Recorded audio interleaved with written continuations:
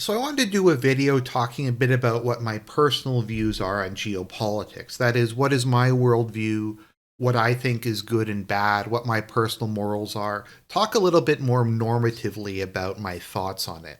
Because a lot of what I do is analysis. It's me trying to grasp what the meaning is, what the world thinks about something, the flow of international opinion. And when I'm talking about a specific country, very often it's me trying to determine, was this a good decision? Was this good for their self interest relative to what they were trying to achieve? Did they achieve it? And I think you can praise a country even if you disagree very strongly with the country and what they do, if they did something very smart, if they did something very successful. So I think there has to be something of a decoupling of these two things. Now, obviously, I insert my personal views quite a bit, and you can normally tell what that is, but I do try, at least at a base level, to have some sort of objectivity relative to what the particular country believes and what they're attempting to achieve. So, that being said, let's talk about what my personal worldview is. So, I believe in something very strongly that I like to call the infinity will. It's kind of an adaptation of the Faustian will, the desire for the infinite.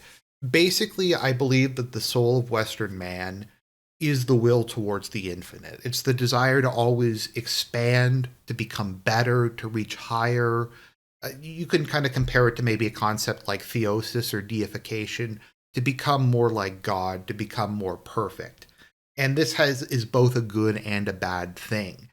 And I think the concept of progress is kind of being corrupted because I think on a very basic level, the idea is it's just about making things better. Now, the definition of better can kind of vary from person to person. Generally speaking, when we think of progress, we think of social liberalism, we think of secularism, we think of multiculturalism, we think of all these things. But I would argue that progress is just making society better.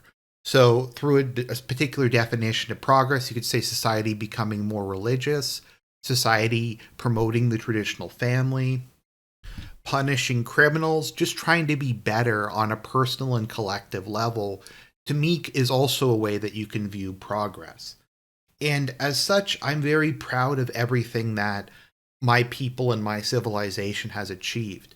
Western civilization, Christian civilization has achieved so many things that I'm immensely proud of and grateful for. I recently went to Europe, just seeing all the art, the architecture, the the metalworking, the cathedrals, all just these beautiful, amazing things. And beyond that, also just the technology, the things, feats of engineering and science that I believe our drive towards the infinite, our infinity will has allowed us to achieve. We put a man on the moon. We sent probes outside of the solar system. We created antibiotics and refrigeration and submarines and nuclear power and all these incredible things that fundamentally changed the world. In the Western world, starvation is no longer a problem. The problem is that people eat too much and that they're fat. And I mean, that's bad in a way, but also in a way, it shows kind of the triumph of man over nature, that we have become greater in a sense than what we used to be. Now, we also backslid a bit because people are unhealthy, but that tends to be the way that I look at the world. I have a deep love and respect for Western civilization. And beyond that, I think something that was the perfect marriage of that was with Christianity, which I think also promotes something similar to the infinity will in the concept of deification or theosis, that humanity needs to move infinitely towards becoming more like God. And I don't mean that in a transhuman sense, I mean becoming more moral, becoming more pious, of trying to emulate the example of Christ and the saints. So I think, in a sense, you could say Christianity is kind of a progressive, evolving, living religion. And maybe people are going to get upset about that, but I don't mean that in the sense of we need to change traditional teachings about marriage or the priesthood or sexuality or any of those kind of things. But it is a force, I think, for societal betterment that brought in things like universal health care. I don't necessarily mean government provided health care, orphanages that stop children from being exposed. The idea that we should try as much as possible to care for the poor. I think it did a lot of very good things for society. beyond the salvation aspect of it. So fundamentally, what I'm saying is I believe very strongly in Western civilization, in Christian civilization.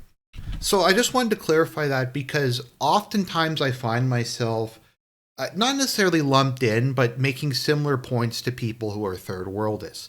Now, third worldists or post colonial or whatever you want to call them are people who fundamentally hate the West and hate Western civilization, and a lot of them hate Christendom.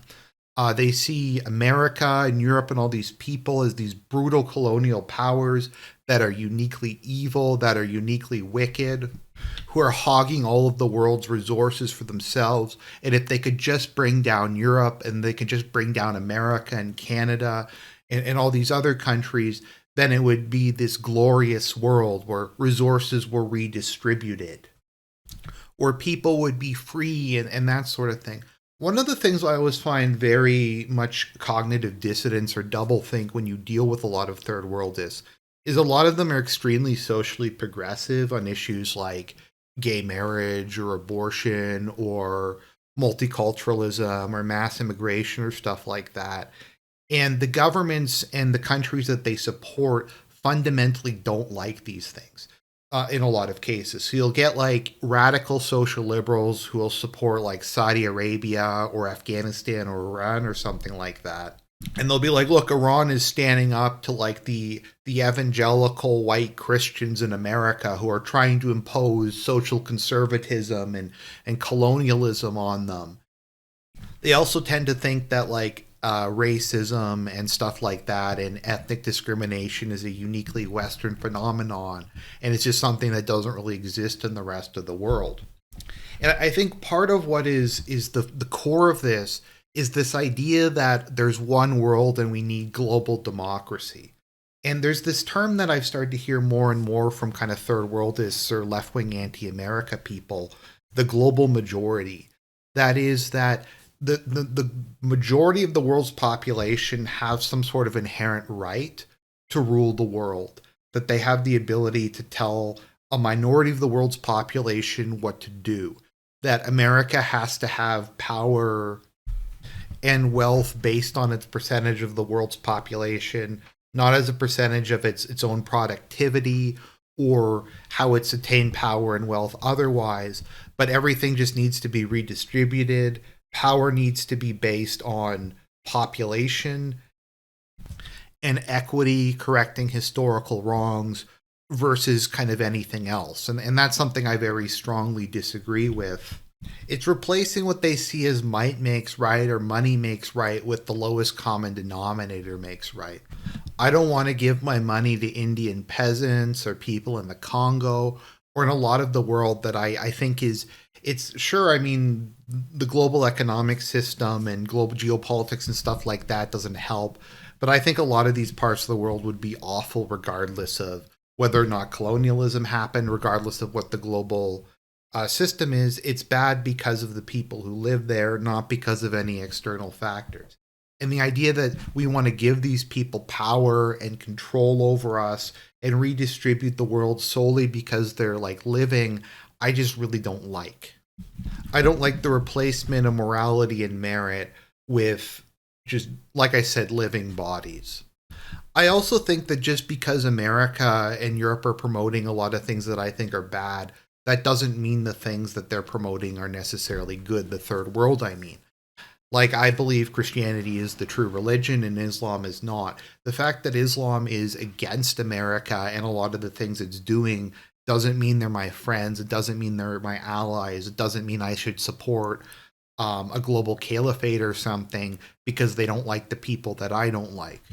While there is some truth to the enemy of my enemy is my friend, it has to have context and there has to be some kind of balance to it. And the whole question of kind of balance and situation and relative what's going on, I think is something that just more and more over time I've kind of come to. It's a conclusion I've come to. When I was younger, I used to be much more of a neocon. That is, I used to believe in the superiority of Western values, which to a large extent I still do. And I thought that I agreed with kind of what the neoconservatives were saying, that we needed to invade countries and impose liberalism on them But it was more illiberal. It was more drag them into the 20th century and barbaric practices like cannibalism and slavery and female genital mutilation and honor killings and all these things that I saw, and many of which I still see as being very kind of barbaric and primitive. Something that I found though over time, just from reading a lot of history books, reading a lot of news, just studying the way the world is I've moved more and more from having an ideological framework of the world to a more what I'd call political naturalist view of the world. That is where things kind of are how they are to a certain extent. We can try to influence them, we can try to steer them in a particular direction. But the current liberal progressive way that we view history, that everything's necessarily better now, that history just began whatever the current year is, be that the 1960s or the 1980s or the 2000s, that all the people before then were just stupid and racist and bigoted, and there's no reason for things being the way they are, is something that I very gradually lost. And I came to realize that different cultures and different peoples exist within a certain context. And while there is lots of savagery and all that kind of stuff, a lot of the time there are specific reasons for why things turned out the way they turned out.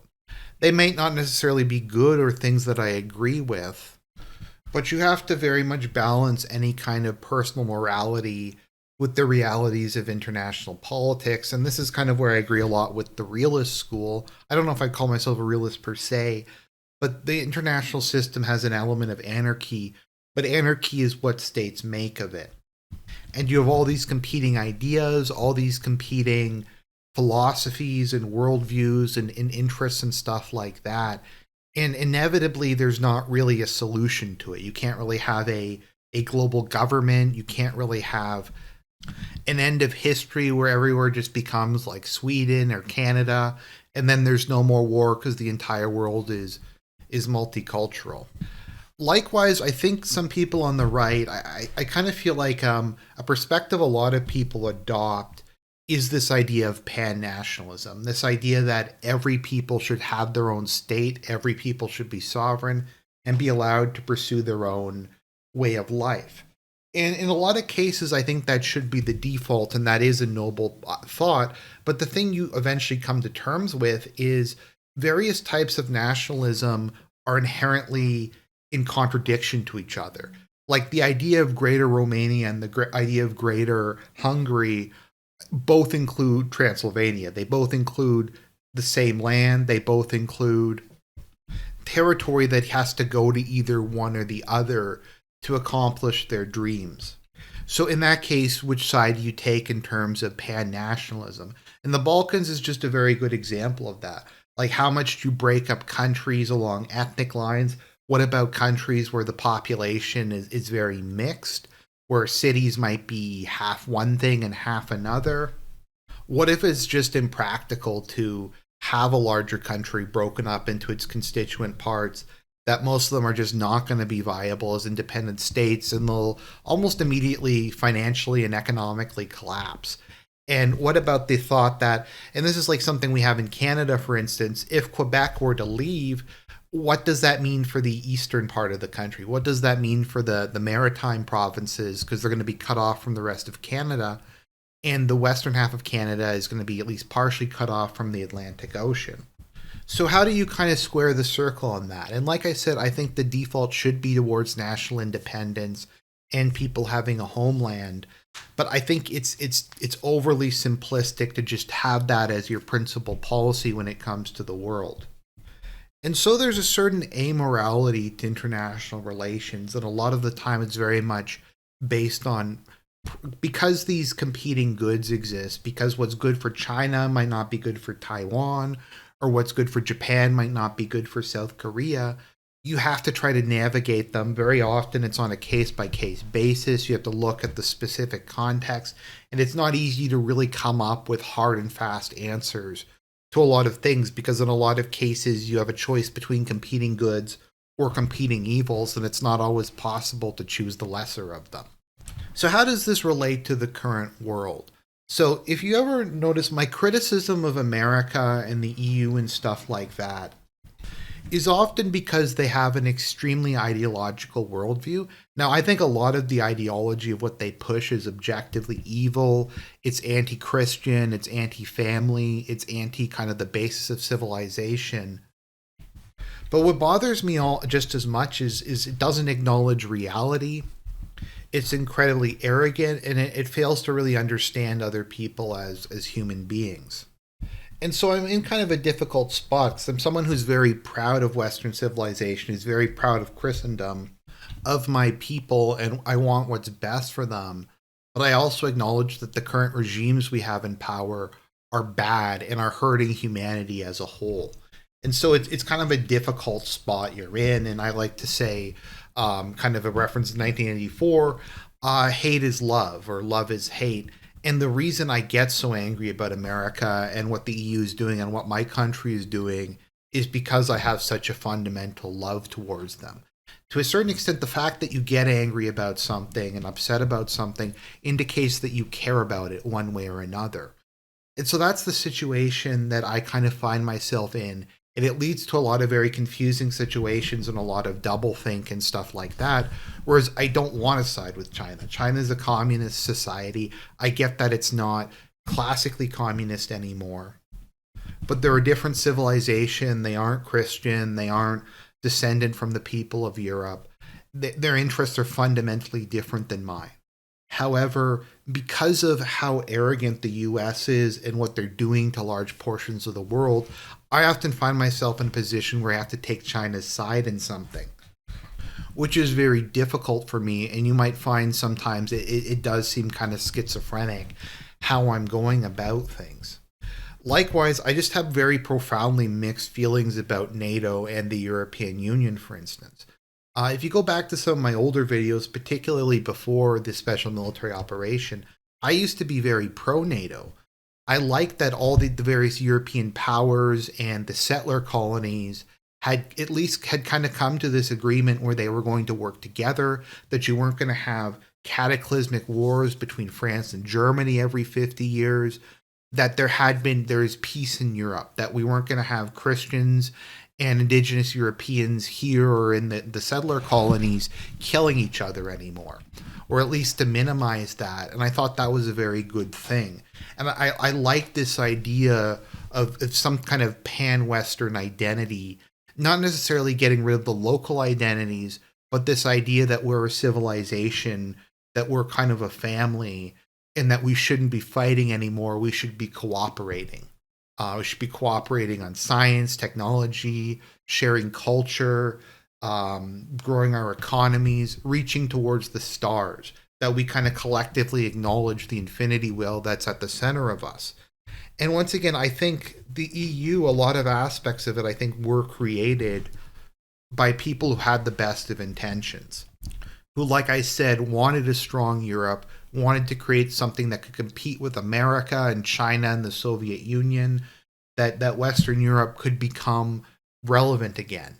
That it would end, like I said, the constant warfare between France and Germany and just all the nonsense that keeps going on there, and that they could focus on working together and mutual cooperation. I think a lot of aspects of what the EU's achieved are good things, but it's also just achieved a lot of really horrific things and imposed what I consider to be evil policies on a lot of the member states. And the member states that are pushing back against it are threatened. There's regime change that attempts to go on. I think it's important to keep in mind that, at least I remember before the special military operation, Viktor Orban being quite pro-US, quite Atlanticist, pro-NATO, pro-EU. He just didn't want like all the social liberalism and mass immigration imposed on it. And Poland, I think, also historically was very much like that. And that's kind of the perspective I like, that I want to like these people. And the description I often will give of America is you have an older brother. He's a Chad. He's brilliant. He's successful. He's charismatic. You look up to him. He's the guy that you want to be like. He's the guy that you want to emulate. He's the person that you idolize. And you watch him become a drunk, a drug addict, a gambler. He just gets really fat. You see his face, his skin, everything just starts to fall apart from all the drugs that he's doing. He runs up massive gambling debts. He gets fired from his job, and he becomes this just disgusting person who starts to physically abuse you and insult you and steal money from you. And it's very painful because this is somebody who you loved, who you respected, that in a lot of ways represented some of the best aspects of your people, and they've just become so bad, and they've fallen so far, and it's very depressing, and it's very kind of difficult to deal with. And I guess this kind of brings me to why I tend to be very pro Russia. As I've said many times, Putin, particularly after the start of the special military operation, is not the savior of Europe. He's not the savior of the indigenous European people. He's not the savior of Christendom. He's not going to save me here in Canada or the United States. I would like one indigenous European Christian society to survive, one strong nation like that to make it out of this. And at the moment, that appears to be Russia. That Russia is going to remain majority Russian, super majority Russian, that it's going to remain at least a nominally Christian society. And I would like at least one of those to survive. That some remnant of our civilization, even if it's Eurasianist or whatever, that it makes it through the current crisis.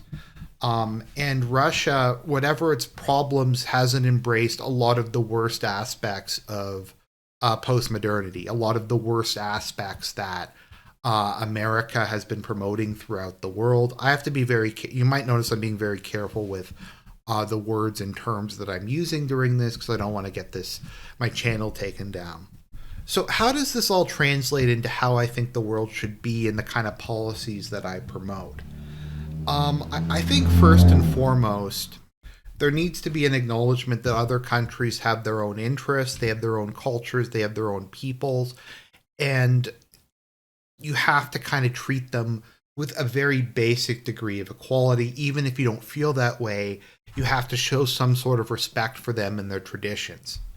And I think that's one of the big issues America has is the degree of arrogance, the degree of you have to do everything I say, you have to basically just completely grovel and humiliate yourself before I'll even give you the time of day. And I just don't think that that's very productive, and I think it's not a good attitude. I think it's very destructive, not only for a lot of the world, but also for America and its soul and how it sees itself. I'm not like a complete isolationist. I'm not someone who thinks you can never do humanitarian interventions, particularly if it's to support Christians or engage in diplomacy or have foreign relations or stuff like that. But I think the default has to be treating the other country like it's a country and trying to come to some sort of agreement with them. I think war is the last resort. War is sometimes necessary. Sanctions are sometimes necessary. Political pressure is sometimes necessary. But I think if you start, what's the old expression? If you only have a hammer, you start to see everything as a nail. And you see this a lot just with the BRICS and Russia and China and all these countries. Like we talk about the inevitability of war with China. Why do we have to have a war with China? Why do we have to be China's enemy? Why can't we come to some sort of agreement, spheres of influence, some sort of economic deal that helps both sides?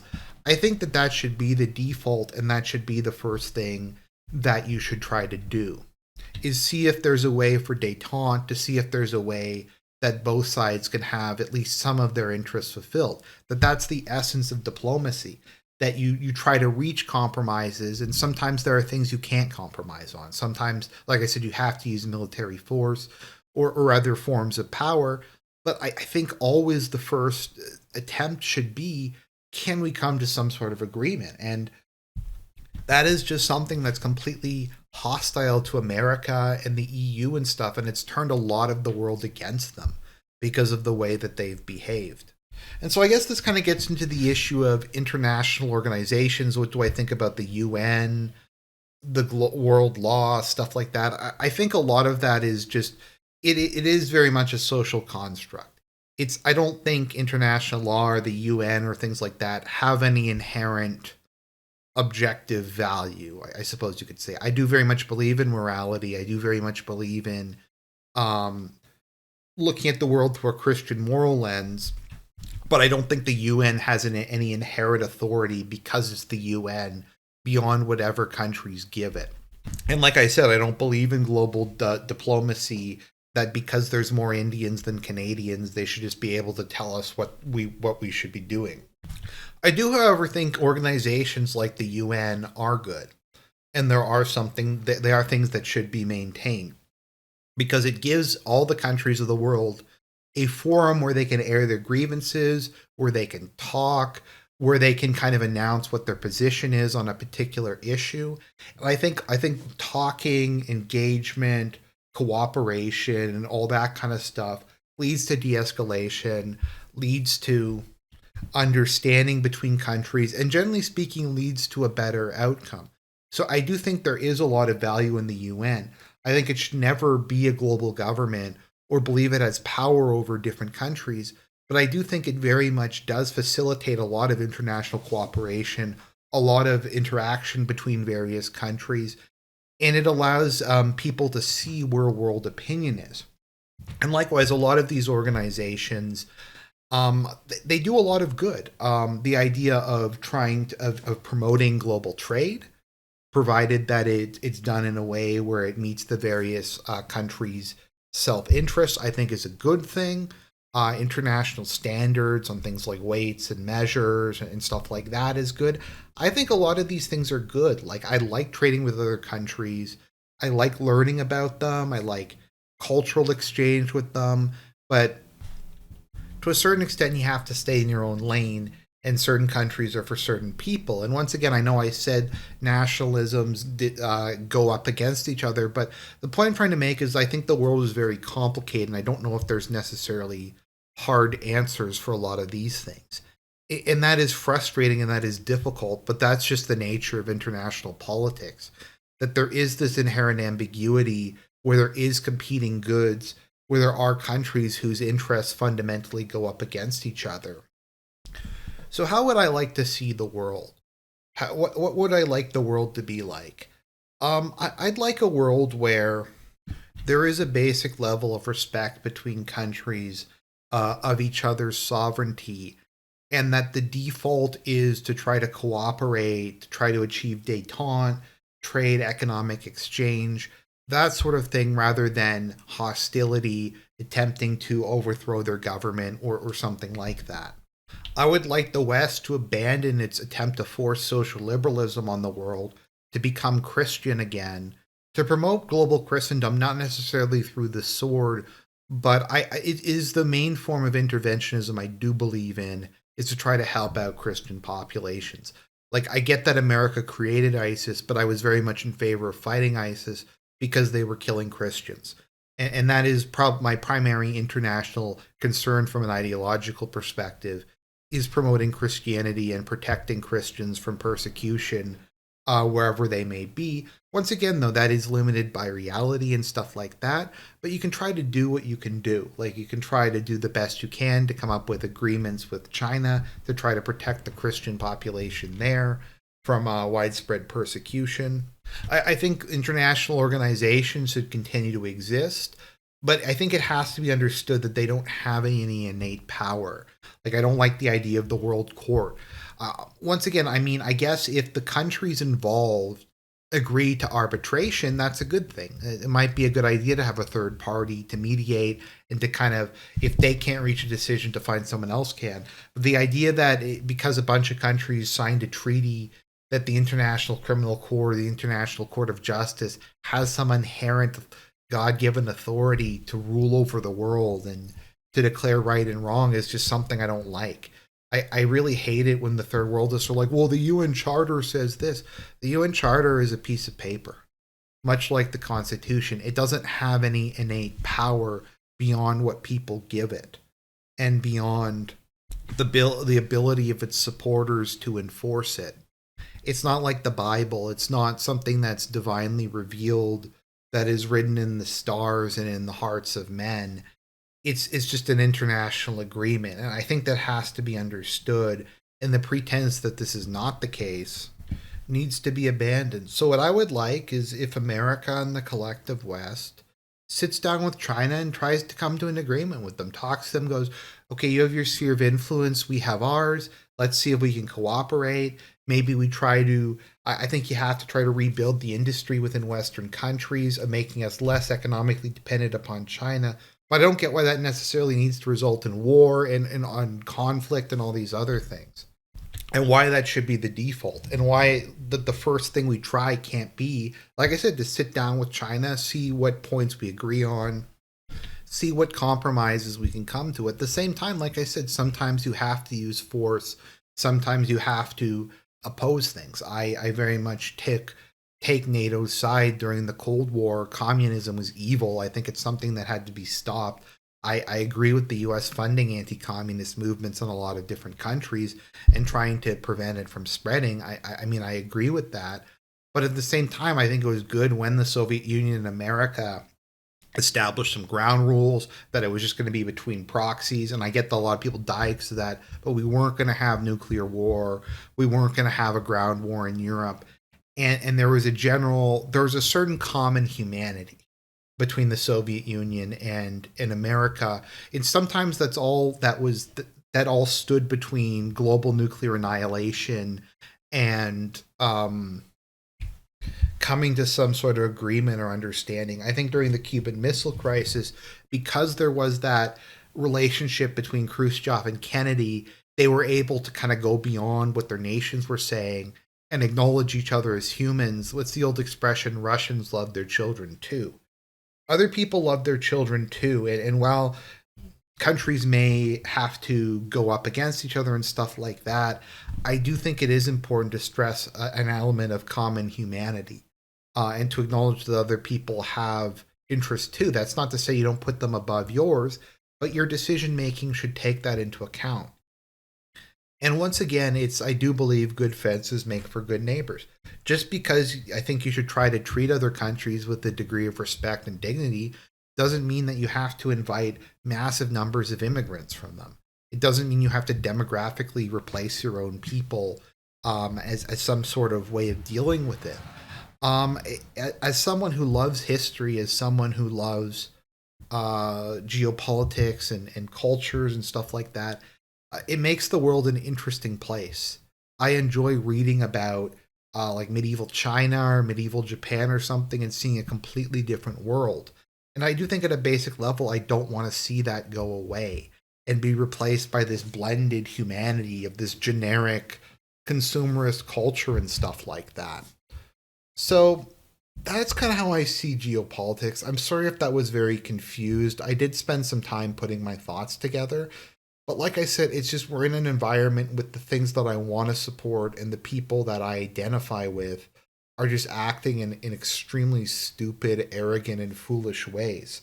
And then I find myself often having to take the side of people who are not my people, they're not Christian, they're not civilizations I necessarily like or agree with.